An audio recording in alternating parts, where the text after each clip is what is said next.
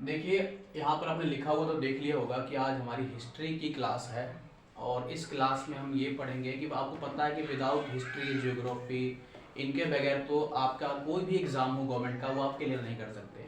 और इनको समझने के लिए रट्टा मारना कोई ज़रूरी नहीं है, इनका बेसिक समझना ज़रूरी है। अगर आपने बेसिक्स का समझ लिया तो फिर आराम से कोई भी एग्ज़ाम आप क्लियर कर सकते हैं।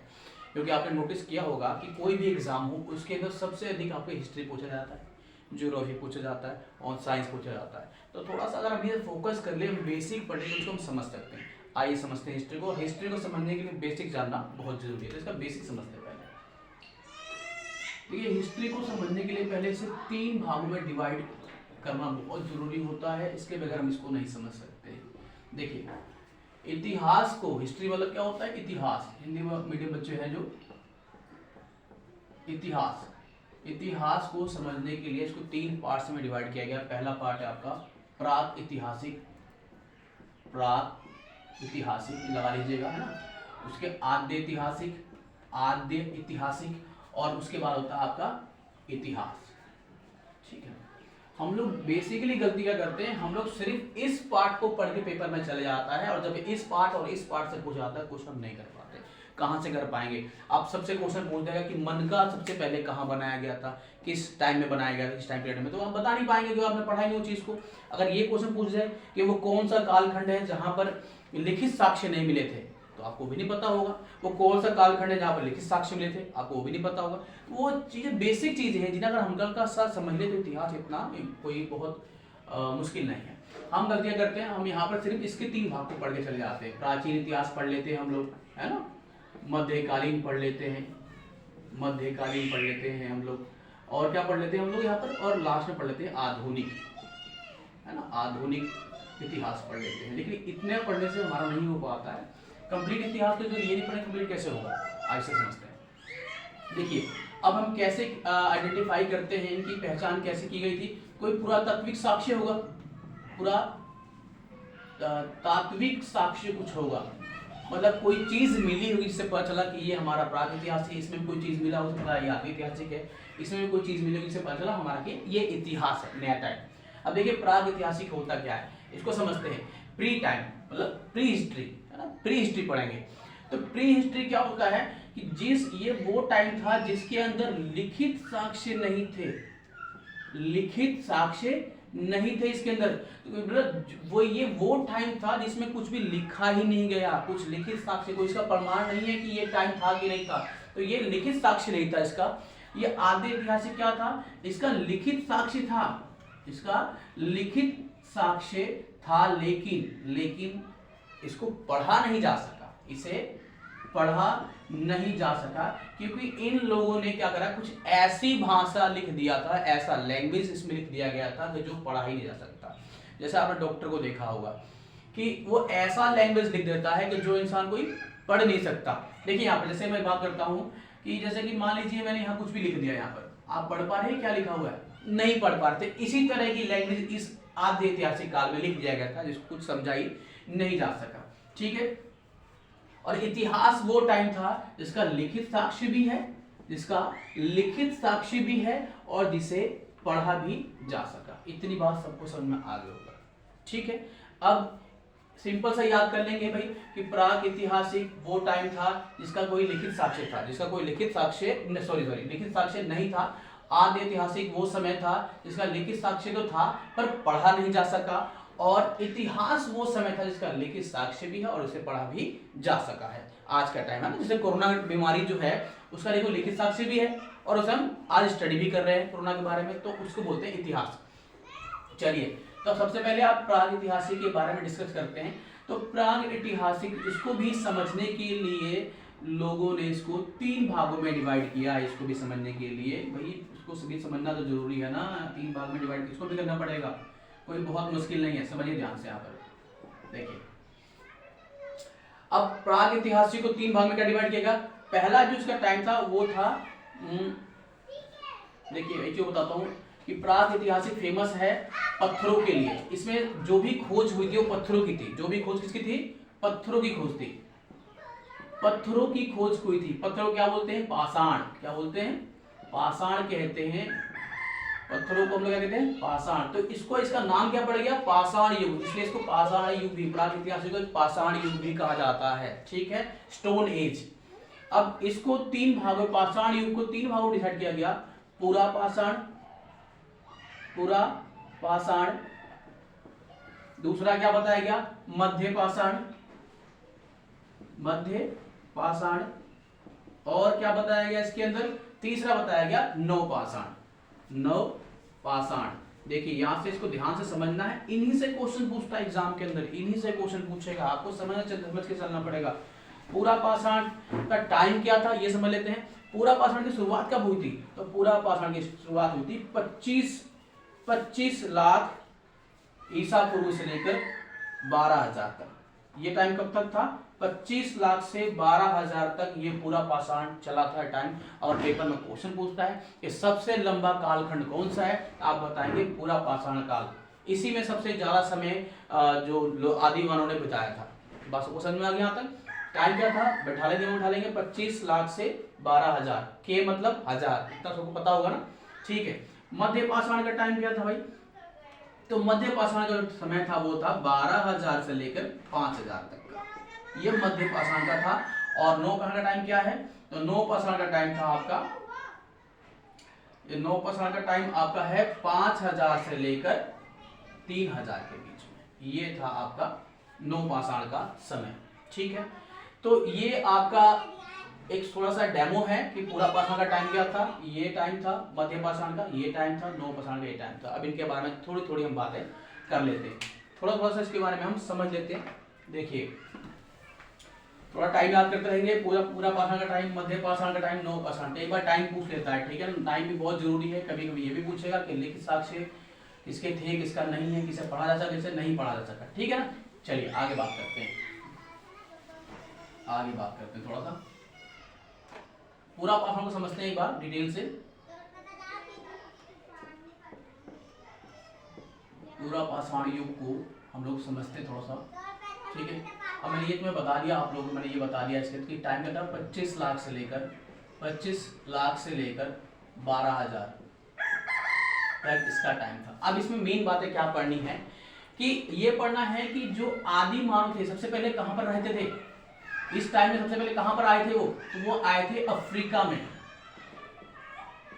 अफ्रीका में आए थे। सबसे पहले कहां पर आए थे वो, अफ्रीका के अंदर सबसे पहले ये रहने के लिए आए थे। और ये कैसे थे, ये लोग थे खाना बदोश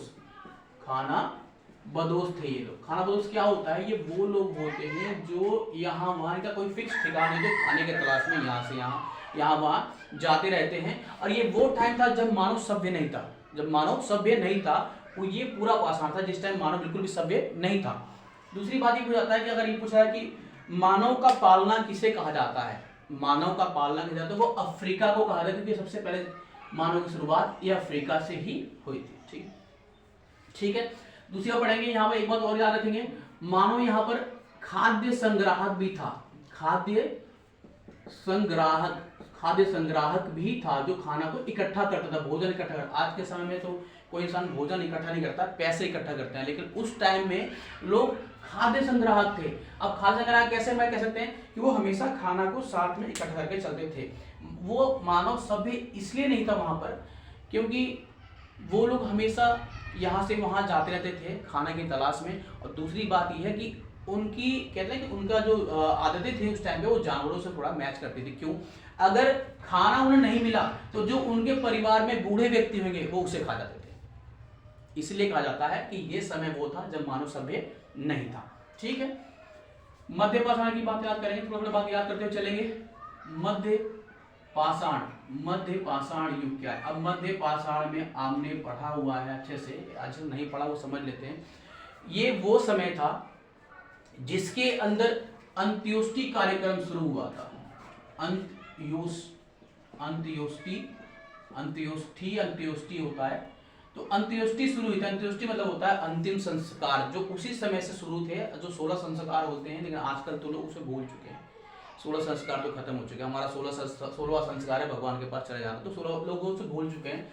तो कोई पेपर में क्वेश्चन आता है कि अंत्योष्टि की शुरुआत कब हुई थी, तो मध्य पाषाण युग में आपकी अंत्योष्टि की शुरुआत की गई थी। इतनी बात याद रखेंगे।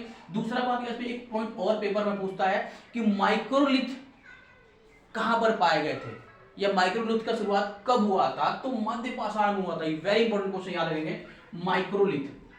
माइक्रोलिथ। अब माइक्रोलिथ क्या होता है? छोटे छोटे पत्थर। तो छोटे छोटे पत्थर कहां पर हुआ था? ये आपके मध्य पाषाण काल में, ठीक है। और लेकिन यहां पर एक चीज बताना भूल गया, यहां पर मानव शिकारी भी था।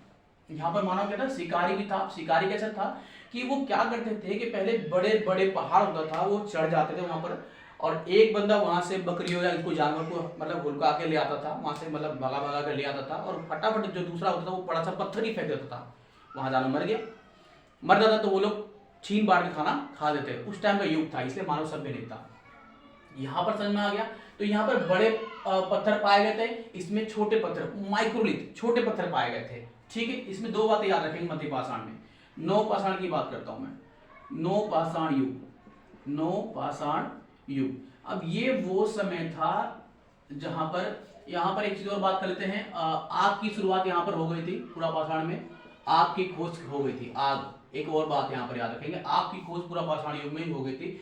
नवपाषाण युग में सबसे मेन बात भैया यहां पर हम बात रखेंगे कि जो हमारा मध्य एशिया, भारत के जो वेस्ट साइड में जो मध्य एशिया का भाग है, वहां पर कुछ लड़ाई झगड़ा हुआ। वहां से क्या हुआ कि इन आदि मानवों को कुछ आपस लड़ाई कर भगा दिया गया।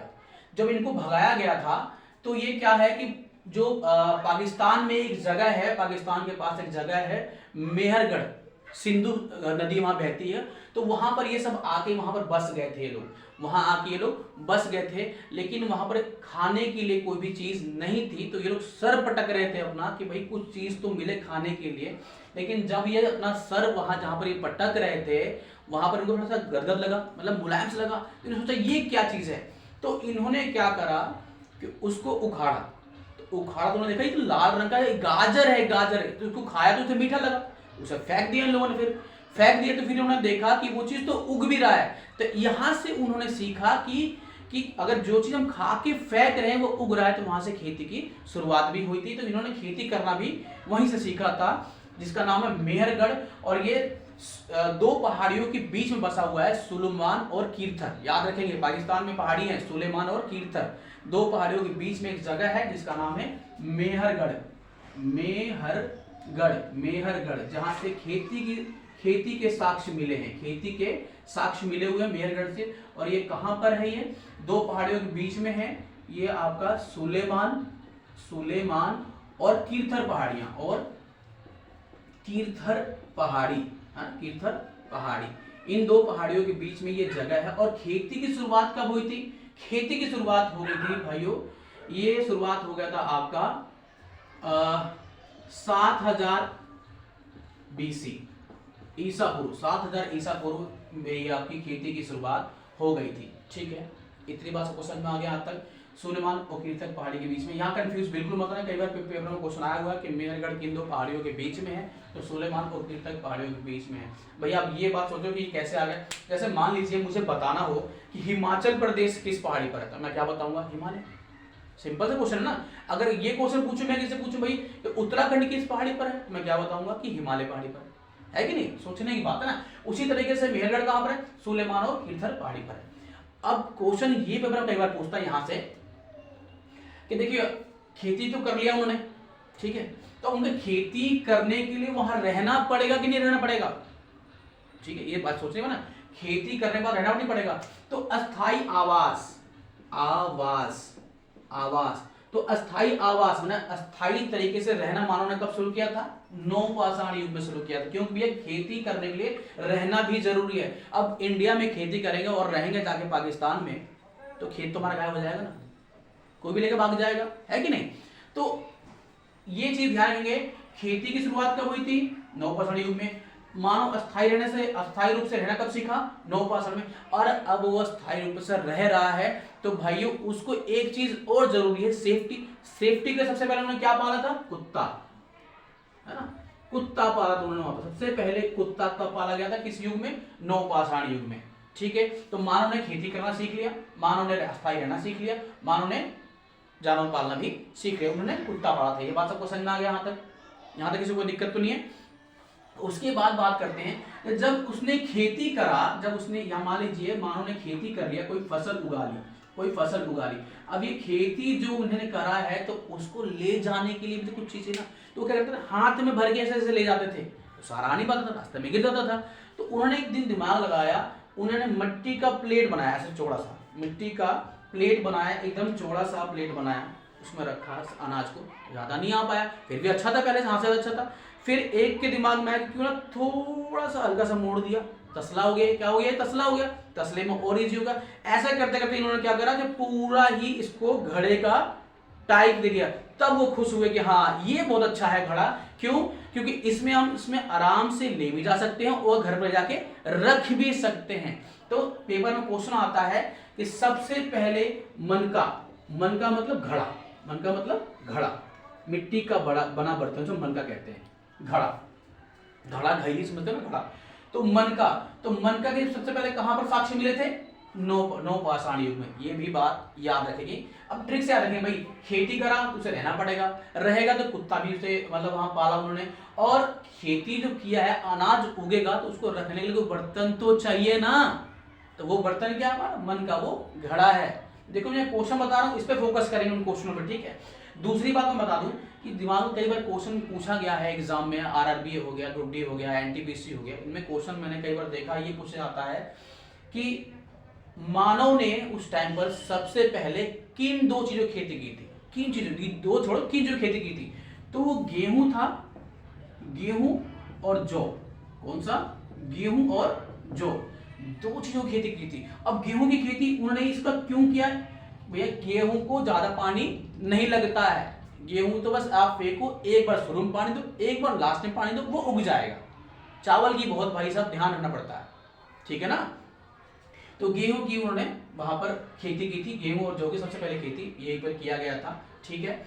देखिए यहां तक जो मैंने पढ़ा है इस सब चीजों का थोड़ा सा ध्यान रखेंगे, बेसिक है। अगर मेरी क्लास आपको अच्छी लगेगी और समझ में आ रही है आप लोगों को, अगर आप कहेंगे कंटिन्यू करने के लिए इसे, तो मैं कंटिन्यू करूंगा, नेक्स्ट पार्ट भी इसका लेके आऊंगा और लास्ट तक हिस्ट्री पढ़ाऊंगा, बिल्कुल इजी तरीके से, आसान तरीके से, पूरा पेपर का लेवल तक पढ़ाऊंगा। आप कमेंट करें, मेरे चैनल को सब्सक्राइब करें ताकि मैं इसका नेक्स्ट पार्ट बना सकूं। मोटिवेट करेंगे तभी तो बनाएंगे, हम लोग सपोर्ट करिए आप हमें, तो इसको सब्सक्राइब कीजिए, चैनल को सब्सक्राइब कीजिए, नीचे सब्सक्राइब का बटन भी आ रहा होगा, सब्सक्राइब कीजिए और लाइक शेयर करना बिल्कुल ना भूलें, और कमेंट जरूर करके जरूर बताइए कि वीडियो आपको कैसा लगा, ठीक है। आज के लिए इतना ही, जय हिंद।